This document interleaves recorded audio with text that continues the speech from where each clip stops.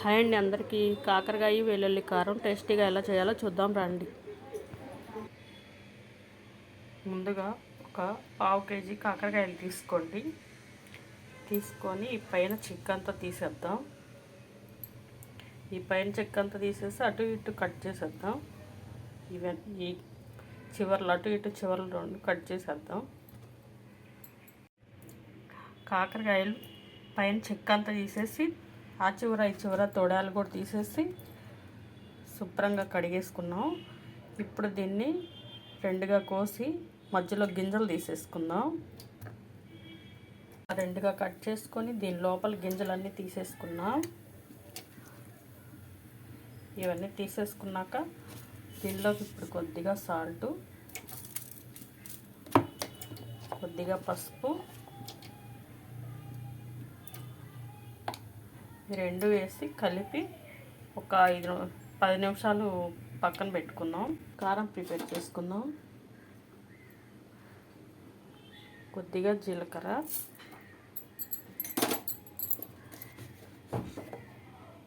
ఒక స్పూన్ కారం,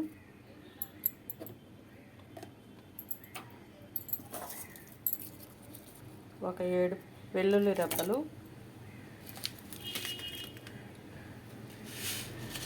కొంచెం నువ్వులు,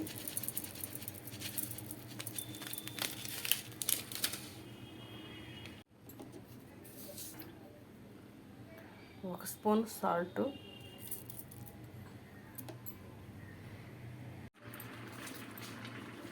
పది నిమిషాల తర్వాత కాకరకాయలు పిండుదాము. పిండితే ఇలా నీళ్ళు వస్తాయి. ఆ చేదంతా పోయిద్ది అన్నమాట. పిండితే మొత్తం పిండుకొని ఫ్రై చేసుకుందాం. ముందుగా కళాయి పెట్టి దానిలోకి మనం కాకరకాయ ఫ్రై చేసుకోవడానికి సరిపడా నూనె వేసుకోండి.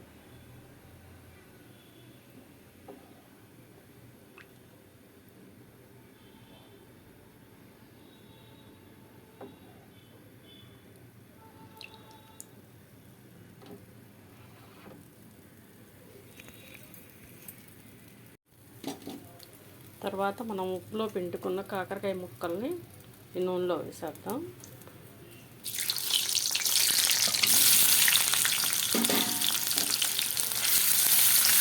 ఒక 10 నిమిషాలు ఫ్రై చేసుకోండి బాగా.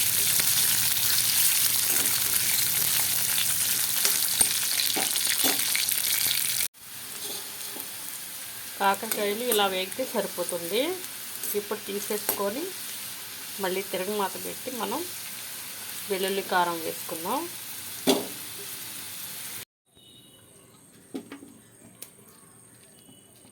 దీనిలోకి ఇప్పుడు 2 ఎండుమిర్చి,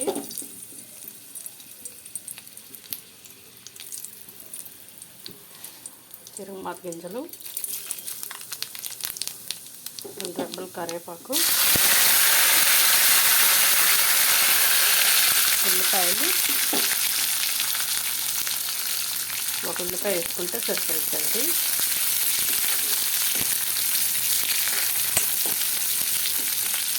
ఉల్లిపాయ కొంచెం వేగాక అప్పుడు కాకరకాయ ముక్కలు వేసుకుందాం. ఉల్లిపాయలు ఇలా వేగిన తర్వాత కాకరకాయ ముక్కలు వేసుకుందాం. కాకరకాయ ముక్కల్లో మనం స్టఫింగ్ చేసుకోవసరం లేదండి, ఎందుకంటే గింజలు తీసేసాం కదా. వీళ్ళు మనం కారం వేసుకోగానే లోపల దాకా వెళ్ళిపోయింది.